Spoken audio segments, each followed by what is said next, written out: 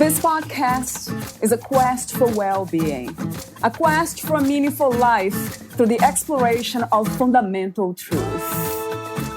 Enlightening ideas, insights on physical, mental, and spiritual health.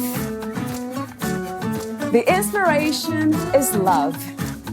The aspiration is to awaken new ways of thinking that can lead us to a new way of being well. Welcome to Body, Mind, and Soul Healing Conversations.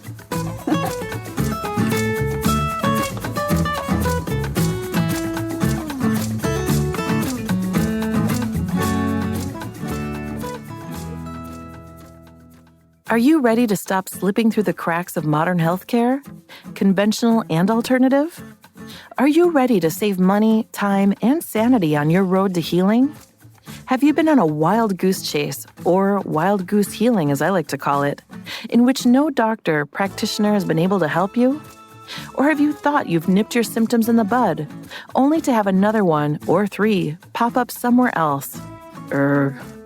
Have you spent hundreds or thousands of dollars on doctors, practitioners, on top of labs, and still feel like you're not where you should be? Erika empowers you to self-advocate, feel better soon, work more strategically, efficiently, and effectively with your healthcare team, whether conventional or alternative. Be able to better discern who's a better fit for you and to understand what kind of providers you might need to work with. Learn about your own body and tools to assess and support it, so you are better equipped to resolve your issues with a guide and/or yourself. Understand what you and your healthcare teams should be vetting early on that is often missed. Understand which preliminary labs are often missed or misinterpreted in modern healthcare. Order your own affordable labs and more. Valeria interviews Erika Herman. She is a functional health and nutrition expert, researcher, educator, clinician, and best-selling author who helps women and men who are sick of modern healthcare BS to finally figure out the root cause of their chronic health problems. Erika has nearly 2 decades of experience researching, educating about, and consulting for complex health conditions, with a 90% success rate dialing in root causes and improving symptoms for her clients. Meet Erika at erikaherman.com/free-stuff-podcast. Here's the interview with Erika Herman.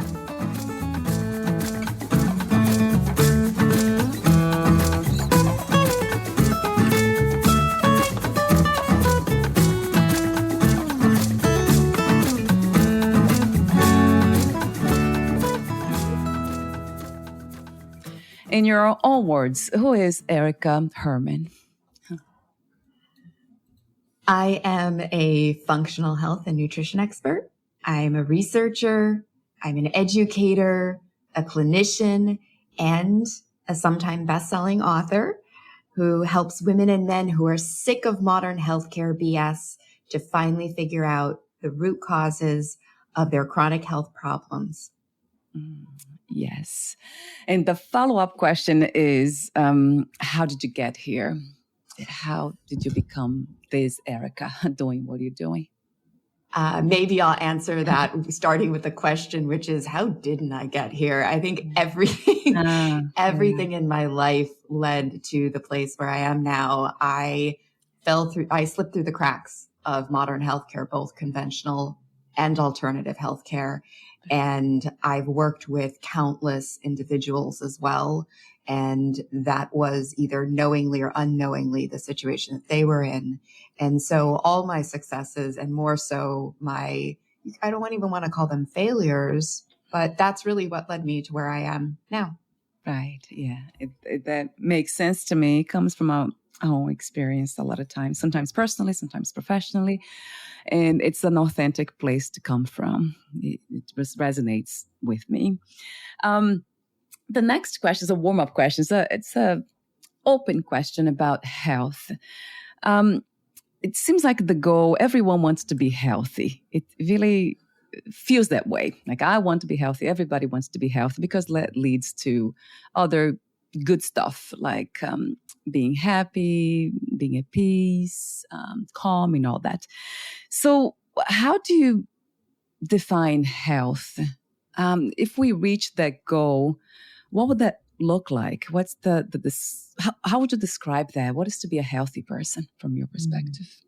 That's a fantastic question. And, over the decades, when I would host a group or a talk, I used to start out with the question, can someone please define health? Yeah. Or what is healthy? Yeah. And I'd go around the room, or I'd ask participants, to just, let's do a little round table.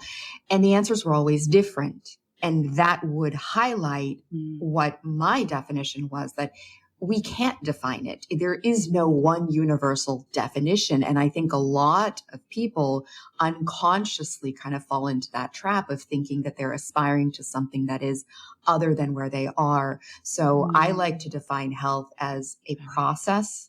It is open-ended.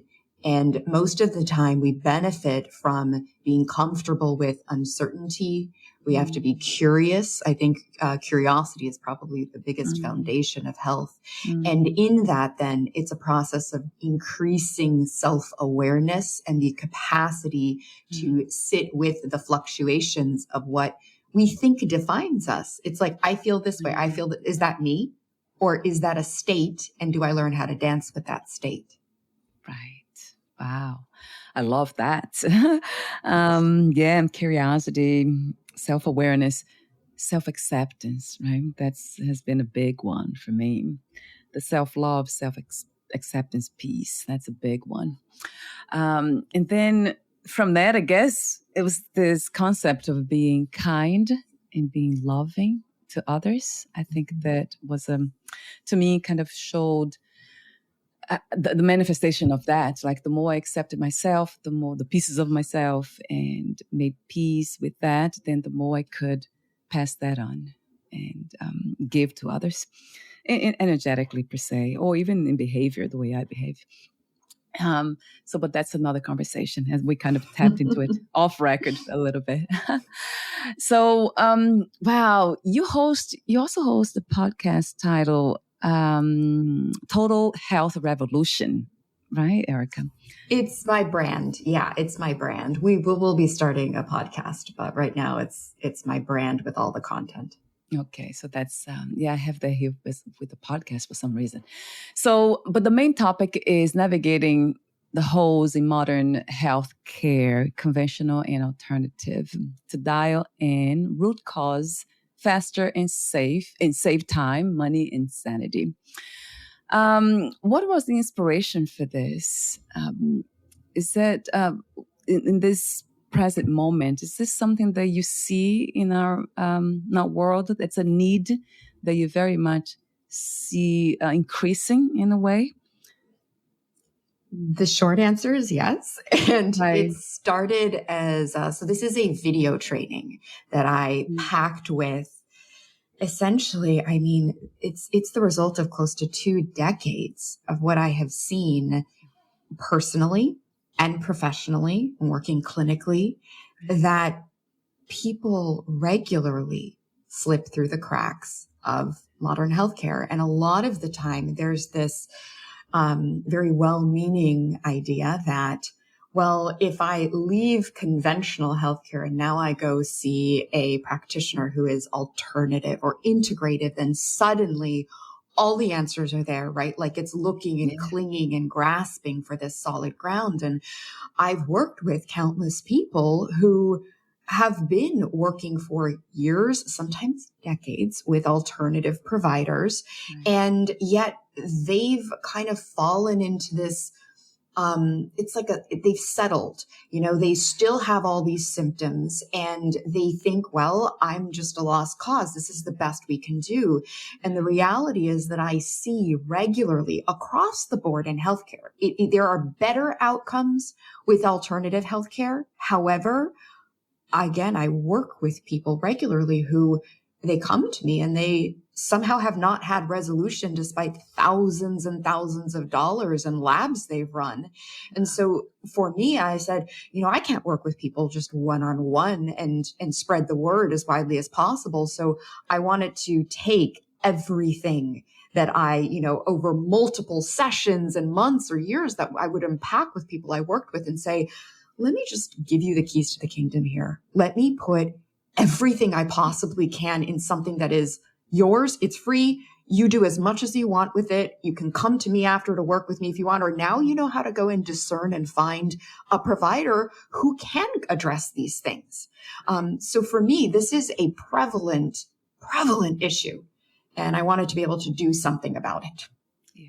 How wonderful, Erika. It's truly, truly a gift, I see, because it's not just the passing on this knowledge, this wisdom, but I also feel the enthusiasm, from you, from your voice, and the way that you're very excited about doing this. That says a lot.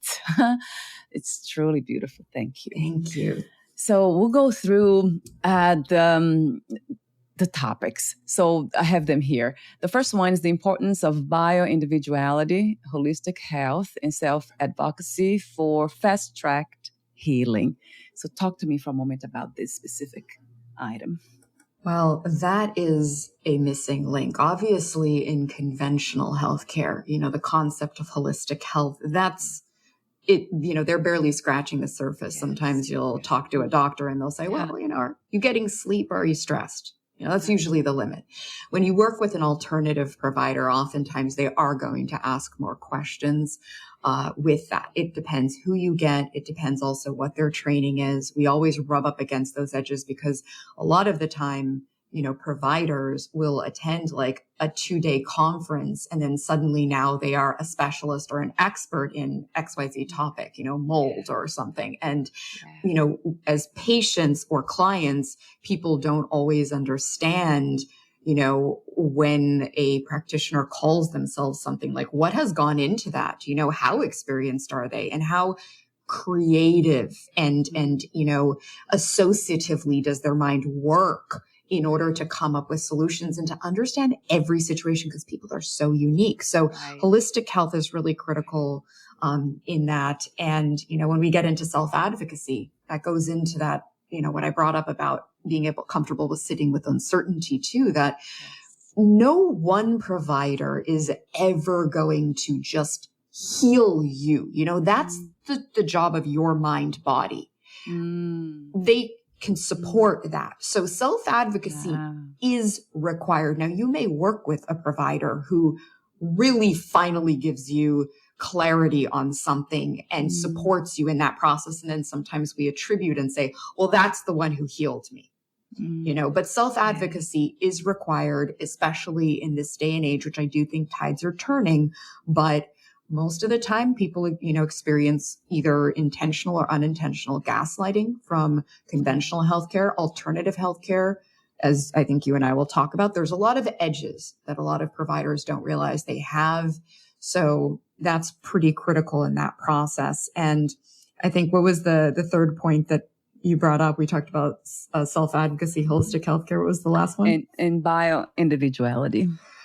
That is probably the foundation of everything that I do, because I started out, very focused in, nutrition and food and supporting the body. And these are these universal principles, but talk to any given person at different points in their lives and different things will work for them and not work for them. So when we're looking at genetics and epigenetics, and we're looking at the environmental influences, which are huge and usually overlooked or downplayed, these are they make this unique fingerprint for everybody. So having a provider who is truly willing to sit with you and creates a container for that is critical for healing and for health. And the problem is that a lot of the time having like a 30-minute or 40-minute session with a provider whenever you can come in, it's not really enough.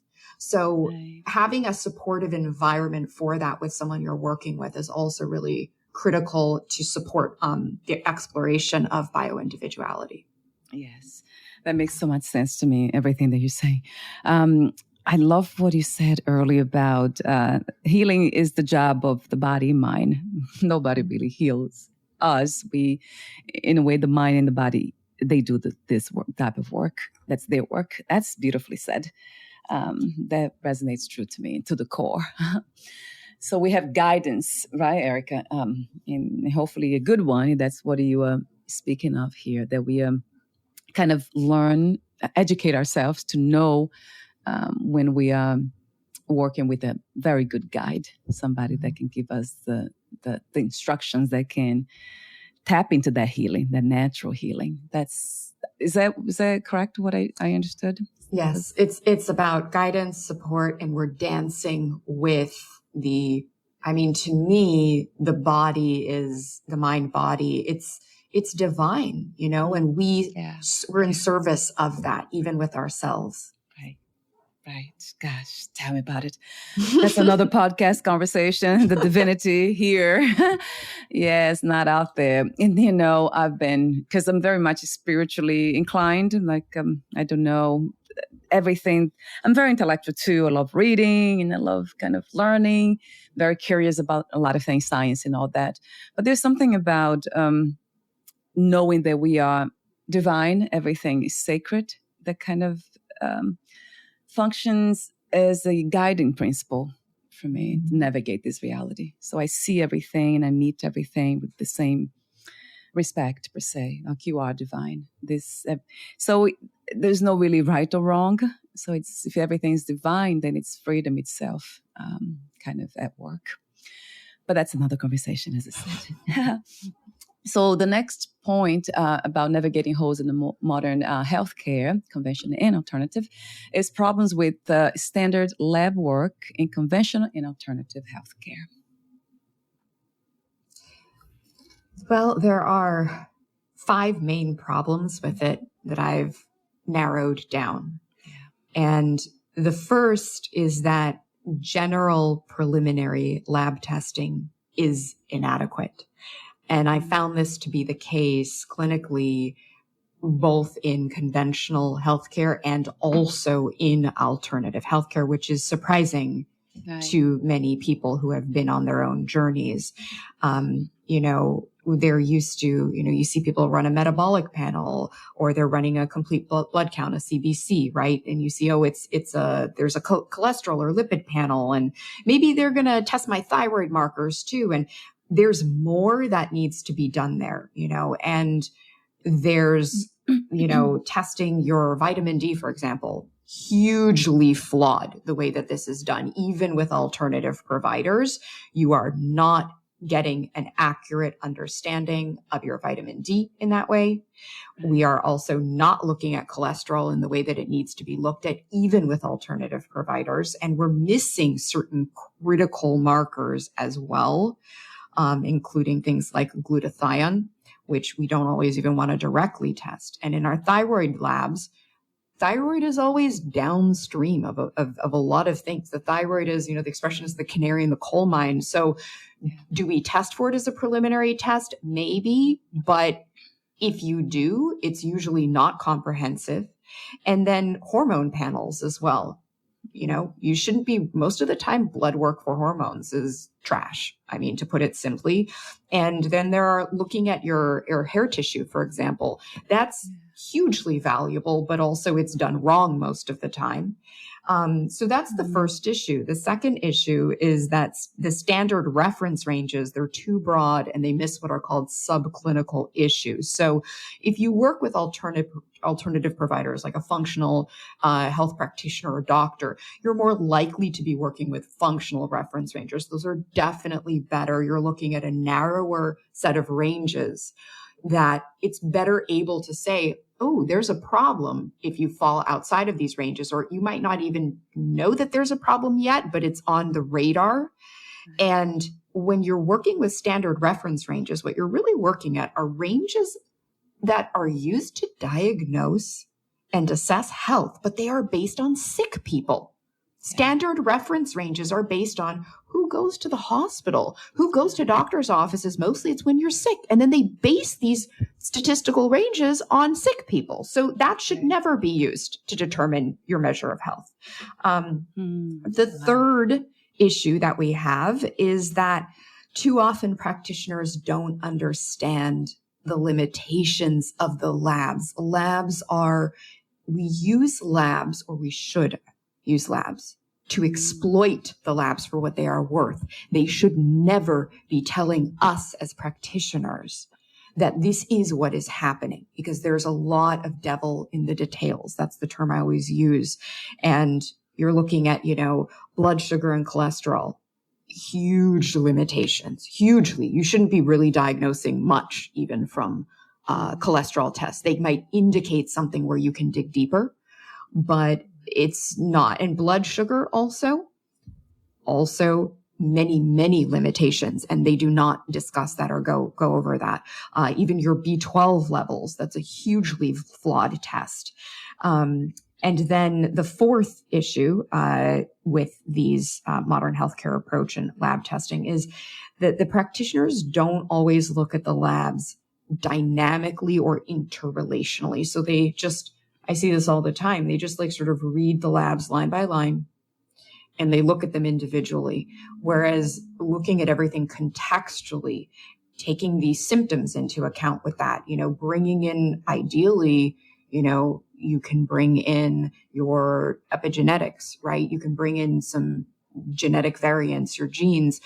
A good provider oftentimes doesn't even need to see the genes, because they can actually tell what genes are active based on symptoms in the biochemistry, right? But there's an interrelational approach that it just requires a lot more dedication on the part of providers and practitioners and innovation. And as many of my clients have said, both conventional and a lot of allopathic doctors just sometimes don't do that work, or they're not aware of it. They haven't grown that edge. So it's not a condemnation, by the way, of a lot of doctors are wonderful people and very well-meaning. It's just that this is where we're at in the state of modern healthcare. And so the final issue also, the fifth one, is that genetic testing and supplement selection should not come first. We should always, that puts the cart before the horse. So people come in and go, oh my gosh, I heard this podcast about the MTHFR variant and I have it. And that means XYZ about what I should be eating. And that's not how it works. You're going to run into a lot of problems, because those genes don't get turned on unless there's some stressor in your environment or internally inside you. And then supplements also. This happens all the time. It's like throwing spaghetti against the wall and seeing what sticks. And then people go, I don't know, I'm taking it. I think it's good. I didn't really notice it. There are ways to look and measure that. So I encourage people not to be so haphazard with supplements, because some are actually quite powerful and can create dysregulation, even though they're not pharmaceuticals. So. Wow. Gosh, that's good to hear.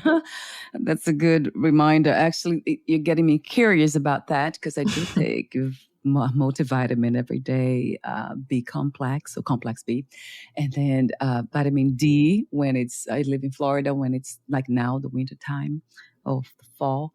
And I take omega-3. So in a way, it's actually not a good thing, right? To just take these supplements without having any exams, not knowing what's happening. Is that, I would lean in that direction. I would say many times with multivitamins, there's always going to be something in there that I say either, it's probably not benefiting you, or if there's something missing. Many times also the amounts of, for example, B vitamins, it's going to be quite low. A lot of the time in multivitamins. And then there are some people, you mentioned MTHFR, et cetera. Like some people, you may not want folate, for example, in that. And you're really stuck with that in a lot of multivitamins. So that's just, picking one thing. The forms also, when someone is a good candidate for taking, let's say, a B12 supplement, is sometimes the form of the B12, because there's different forms. It's not ideal. Wow. So multivitamins are always territory that it's very rare that I find one where I say, that looks like a good one, but then usually if it is good, it's because it's limited and then you need to enhance it with something else. So I don't veer in that direction. When it comes to vitamin D, that's a juicy topic. Yeah. And that's definitely what this training, Holes in Modern Healthcare, Conventional and Alternative, I go deeply into vitamin D, because when we testing vitamin D now, we test what's called our 25-OH-D3 levels. And that's actually just the inactive circulating form of vitamin D. So vitamin D needs to be converted to an active form, which is called calcitriol. Wow. Nobody tests that. I mean, even in alternative healthcare, you work with, I know countless functional medicine doctors, naturopathic doctors, acupuncturists, for example, those who use labs.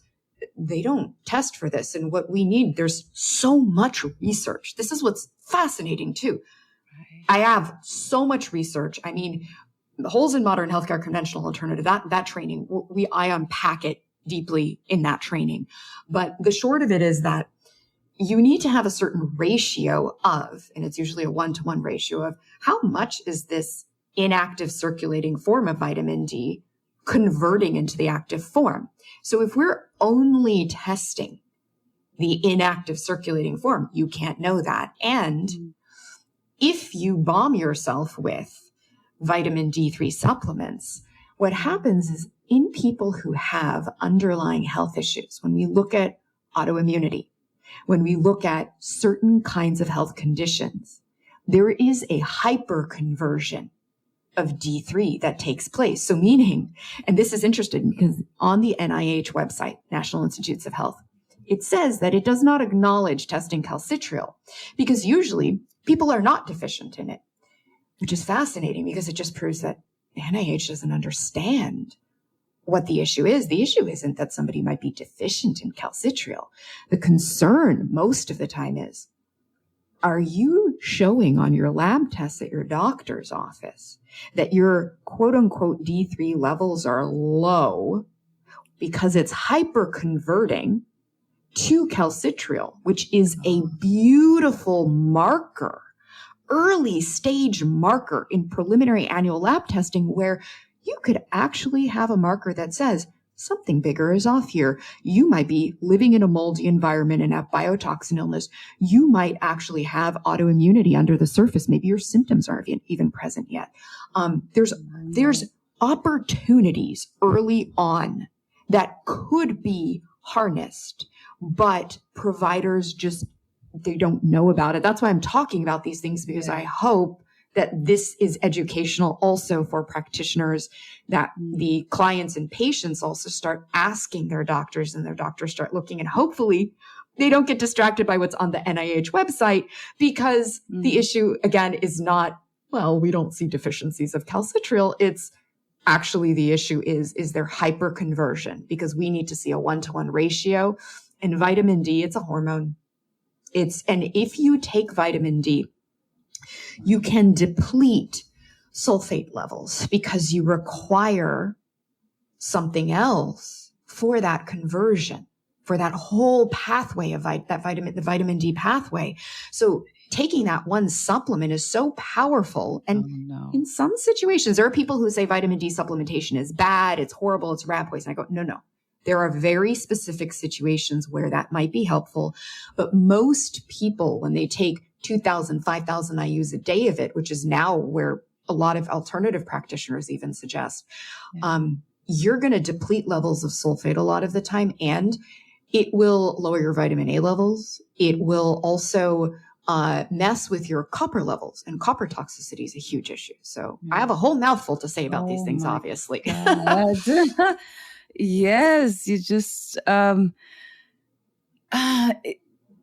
just make me question everything I know when it comes to this. Like, wait a minute, so I take all this stuff every day, and that's probably not good for me. And I do feel good though. Sometimes I don't sleep well. That's the only time I don't feel energized. Mm-hmm. So how do we know? How do we measure this? Like, if we want to do without the lab exams are the best way to measure them. But for somebody like me, I'm very intuitive. So I'm kind of, and I love the natural way of kind of navigating health and getting to know myself and my body. So, but how do I know, like somebody like me, how do we know when we are having too much, too little of something, are there ways of knowing, being accurate with that knowing? I'm a person who is a human, not just as a practitioner. Right. I'm very interested in, self-awareness, being able to tell when something is off. Right.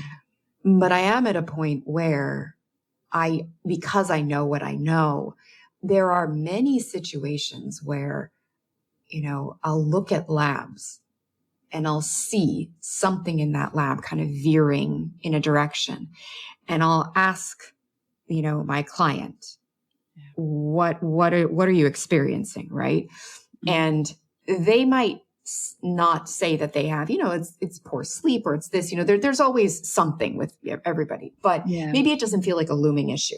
And I always say, look, we're not here to, because the idea of self-fulfilling prophecy, right? Like, yes. I'm not going to plant a seed here where you think that you're ill, because that's not what this is. But it's like looking at a crystal ball. When you look at labs and correctly, you know how to read them.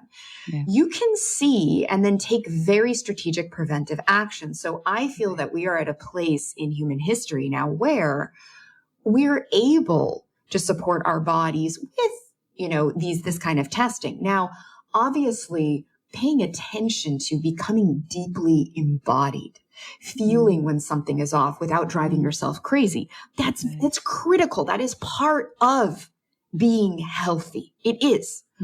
However, being able to tell if, my ratios of these two things might be kind of veering off track, you really do need lab testing for that. And, I would prefer that a person is working in a preventive manner as opposed to saying that by the time they become symptomatic, they had opportunities for a number of years to prevent that from ever happening.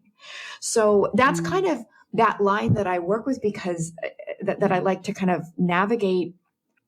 I am very supportive of people not overdoing it. I actually am not a fan of testing a gazillion different labs. I find that when people don't know what they're doing, when providers don't know what they're doing, they will overemphasize labs. Yeah. I compartmentalize them. They have their place, but they are absolutely advantageous to be able to look into that crystal ball, but you got to work with somebody who knows what they're looking at when they're looking at it as well. So that's a lot for people to stomach. Oh my God, I feel overwhelmed. There's so many little parts. Again, it's a process. You're not doing exactly what you said.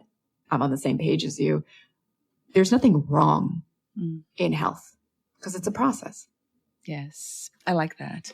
Yes, I love the your big picture and then also the details. You do both. Yeah, that's amazing. And that's what we need to, as intelligent beings, right? To be able to ask questions, to be able to sense. As that goes back to holistic living again, just being in touch with every part of us, but not in a fanatic way or too much, let's say. Yeah, some people even get sick by thinking that they will get sick. They overthink, and then they already being overstressed, and then getting physical feeling, having these physical problems because of overthinking. So I try to be as simple as possible. It's interesting. Like I had learned so much as a personal trainer, a competitor before, and then the process now is almost like unlearning in a way and becoming a lot more simple and basic. It like, you heard about this, the cliche that says back to basics. Yeah. Eating organic foods and trying, unprocessed, trying my best to not eat anything that comes in the bag or not buy anything in the bag. So all these things and simplifying everything. But it's still, I have heard about, I live in Florida, and you mentioned too about mold and how bad that is. I think, you said here, mold is just one example of complex chronic illness. The same goes for heavy metals and other common root causes. So that was within in that PDF you sent me about the root cause. Yeah, root causes. So environmental factors. There's so many of them. And then that one caught my attention. Another one was unprocessed trauma. That's interesting that you mentioned this one as well. Speaking of holistic, this is really quite fitting here. Unprocessed traumas and mold. So I would love to hear a bit more about these two pieces, Erika, if you could. Yeah. Well, just to kind of going into this topic, root causes, there's not that many. And I really want to make sure I emphasize this before I go into these, because it's a free training. It is so packed with information. It's a video training, Holes in Modern Healthcare, Conventional and Alternative. I go into this and I share, it's a very to the point, you see a bullet pointed list of these are the root causes of all disease that you should be vetting for. That if this is everything you're doing with a practitioner, a doctor, practitioner that you're working with, it should all be going back to this. It should be helping to ground you in process, right? The process of health and healing and supporting optimal health. But it always goes back to these things. So a lot of the time, providers also get very distracted sometimes by symptoms. Like, again, like I said, your thyroid. Well, the thyroid is always downstream from something else. Your thyroid is not dysregulated unless there is a bigger, deeper issue going on. And many times it's always thyroid, thyroid, thyroid, thyroid. Same with gut health. Your gut is not the root cause of illness. And everyone says the gut's the root. It's not. It's a symptom. It's how dysregulation plays out. It's not the root cause of illness. Right. So there's mechanisms that are mistaken for root causes. Right. There's symptoms that are mistaken for root causes. Right. And I always talk about their cascade conditions, right? So I will say that sometimes there's a mixture of different root causes. So you brought up heavy metals, right? You brought up mold. These oftentimes in and of themselves can be, and very frequently are, root causes. And that is my areas of specialty as well. And I've personally gone through that. I've worked with many, many, many people who have gone through that. And living in the modern environment, I love what you were saying about, going back to basics and living simply. And, this is why you visit my website, right? The whole foundation of my brand, Total Health Revolution, is that in the 21st century and even the late 20th century, we've been facing stressors to human health that we've never faced before.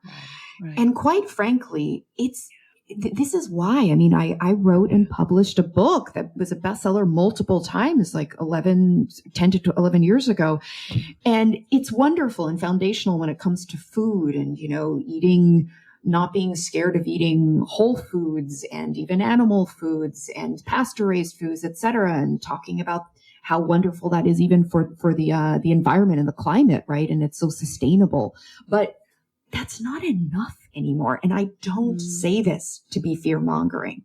Right. I say this because it's what the data, it's what everything points to.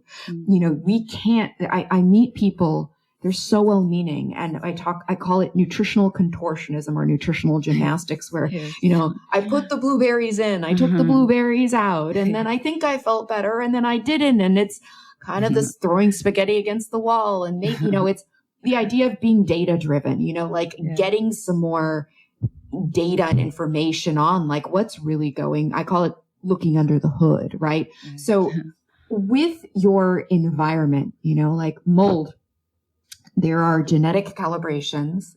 I have them. 25, about a quarter of the human population has them, where your immune system can't recognize and therefore cannot detoxify mycotoxins, which are the toxic byproducts of mold. So they're not even alive. You can't kill a mycotoxin. You're just going to back up in your gallbladder and make your, and it creates a whole cascade effect that's multi-system. It's neurological, it's hormonal, it's, musculoskeletal, it's immune. And there's so many different ways it plays out. And yet then we find people saying, you have a hormone issue, or, oh, you're in early stage, menopause or perimenopause. And why? Like, I'm like a little kid. That's why, I am doing what I'm doing, because I've always incessantly said, but why? Go as deep as you possibly can.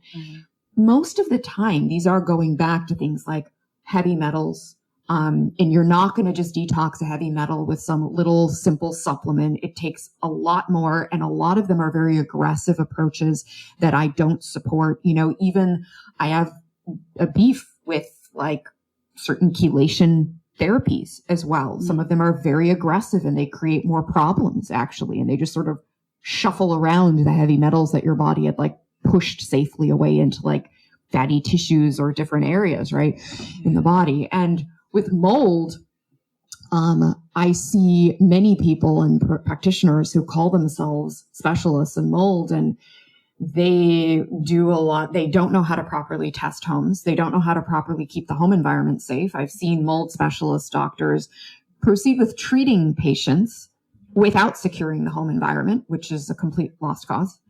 And I've seen them also work with fungal overgrowth when they're completely ignoring, for example, mycotoxins. So there's so many devil in the details with that.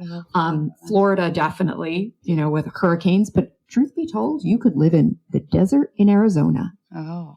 Because if you have your toilet overflows, it's indoor construction, modern practices with drywall, that these are big issues. So that's something that I have helped save, people like, we're talking tens of thousands of dollars in remediation sometimes because of bringing in the right systems. And an air filter is not going to be the right solution for people as well. So there's a lot in that. I'm definitely going to have a lot more content about mold as well that you'll see. And just to get into the concept of trauma, I want to make sure that because that's always a part of it. Number one, feeling unwell, there's always that is traumatic in and of itself. But most of us, we don't live in traditional cultures where we go and we dance around a fire and we move our bodies and we are deeply embodied and we shake it all out like on a daily basis. We live in a culture where, what is it? Krishnamurti is saying it is no measure of health to be well adjusted to a profoundly sick society. It is traumatic just to be alive, for people, single parents, to put food on the table. So, that's part of a huge foundation that the HPA axis, hypothalamus, pituitary, adrenals, right?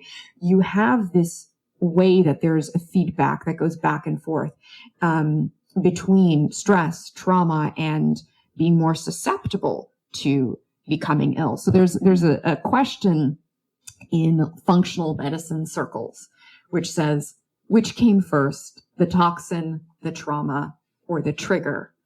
And my answer to that is always, does it matter? Because you have to address them all anyway. Your limbic system can be in dysregulation when you get really sick from mold. And even though you start healing, that limbic system may be looping, and you're going to need to work on that as well for complete and total healing too. So it is very holistic. Wow. Yeah, that's really, I love that about your work and you yourself talking about these things. It's just so insightful though. We need to be reminded of these things, how everything's interconnected. When you talk about mold, we're trying to pin down a specific thing, but then we always got to go deeper and deeper and deeper. And that's a lot of work in itself and also effort.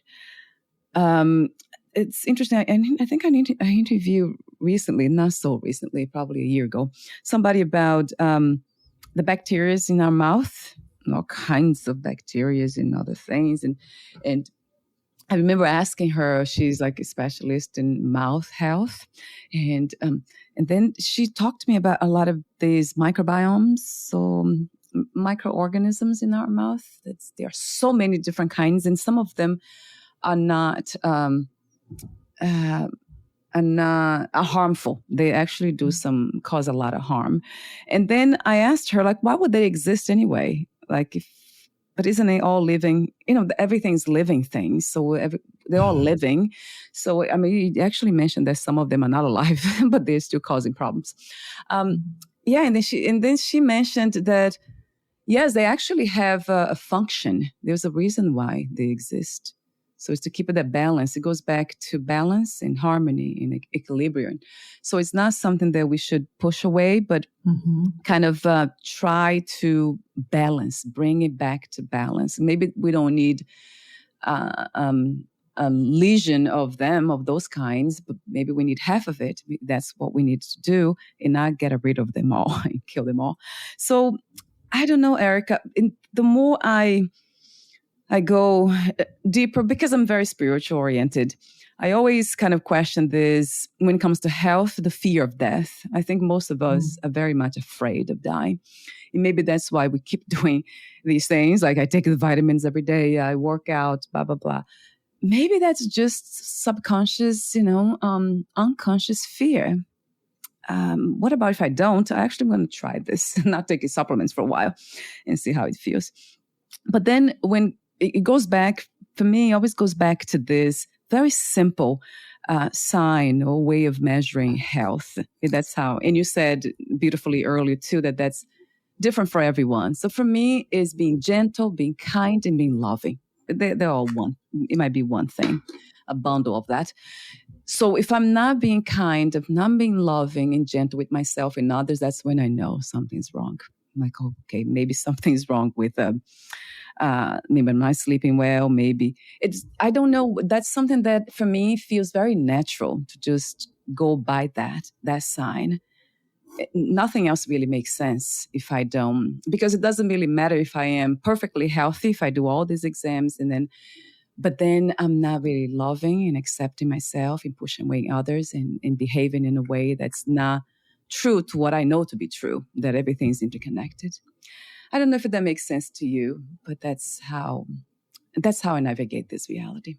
I think so, that everything you're saying resonates with me. And even imagining too, if a person has, for example, heavy metal toxicity, they have psycho-emotional, right? Psychological, emotional, huge effects. So I always say the question of who I think I am, how much of that is truly because of very material, oftentimes, kinds of regulators, for better or for worse. And, again, not good or bad, but just desirable or undesirable states that we experience. And, and also the beauty and just I feel through going through, horrible chronic health issues historically myself, and not being able to rely on my own body and having come through that and navigated it. And, I feel like, we're in good hands. There's some wisdom, and you mentioned microbes, right? Yeah. I don't fear bacteria. There's not this crazy pathogenic, horrible look. They're there to help. Same with cholesterol. Cholesterol is protective. Right. Your listeners would love also this. There's helminths. Helminths is a term for worms. Yeah. And did you know that I remember seeing this when I was very young in a friend, and then I started seeing this a lot clinically as well. And then there's plenty of research on it that when a person has an immune dysregulation, worms oftentimes will downregulate or upregulate certain aspects of the immune system.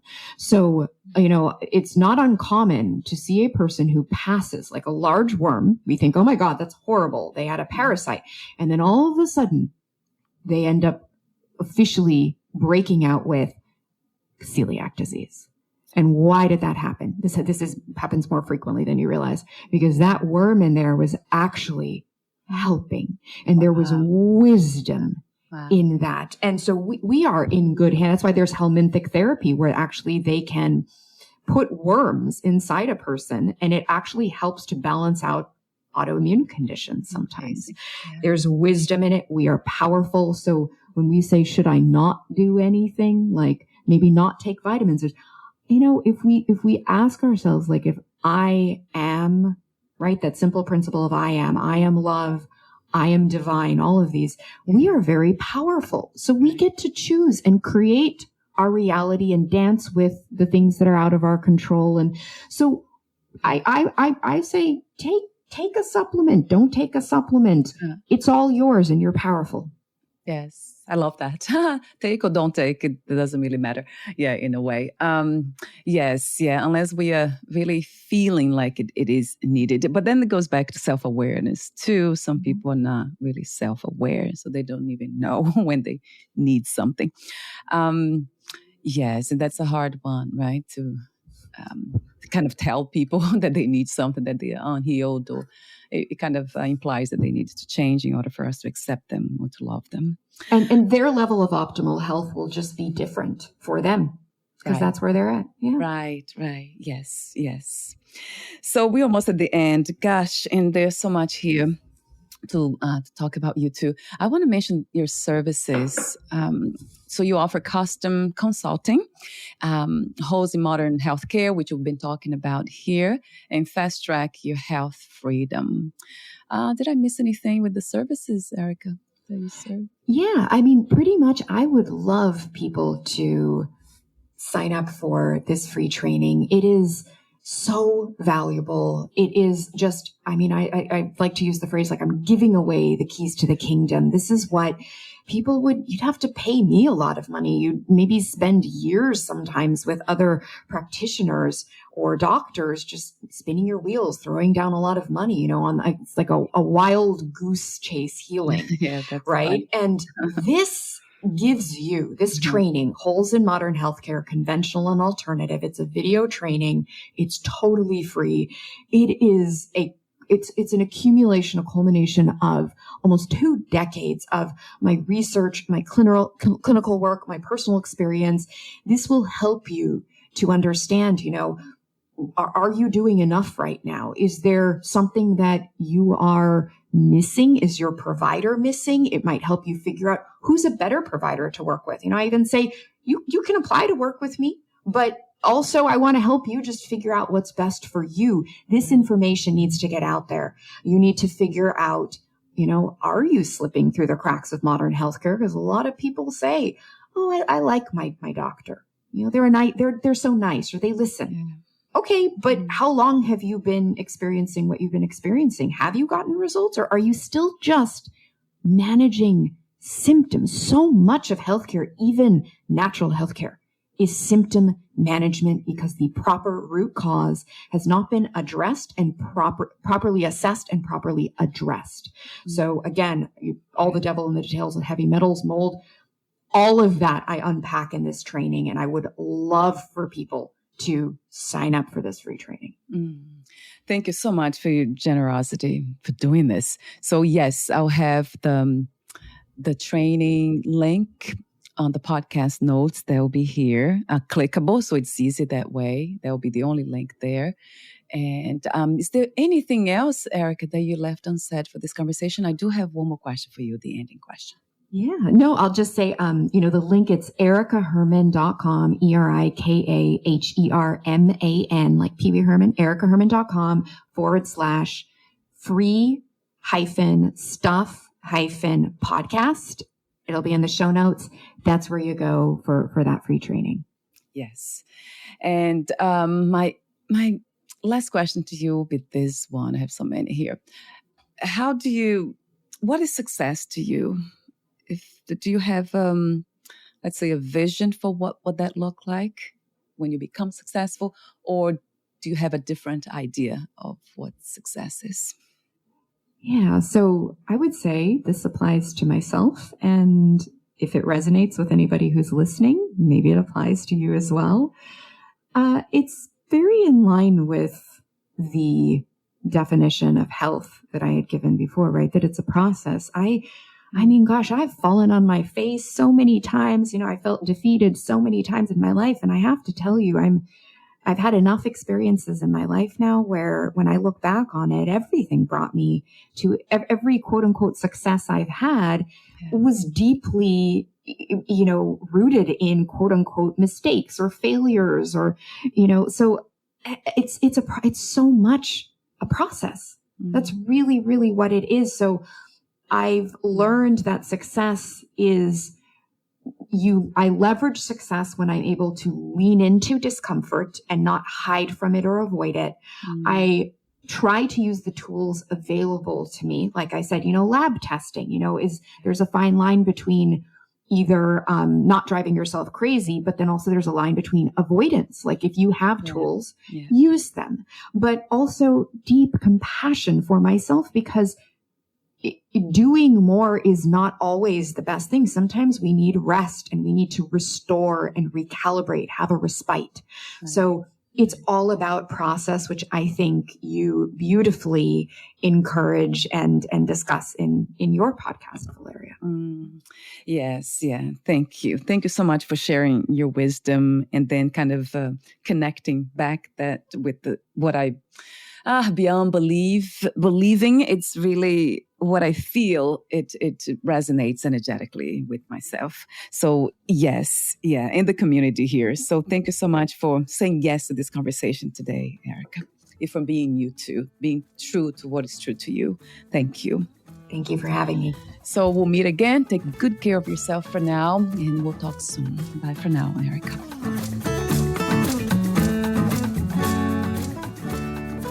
Thank you for listening. To learn more about Erika Herman and her work, please visit erikaherman.com/free-stuff-podcast.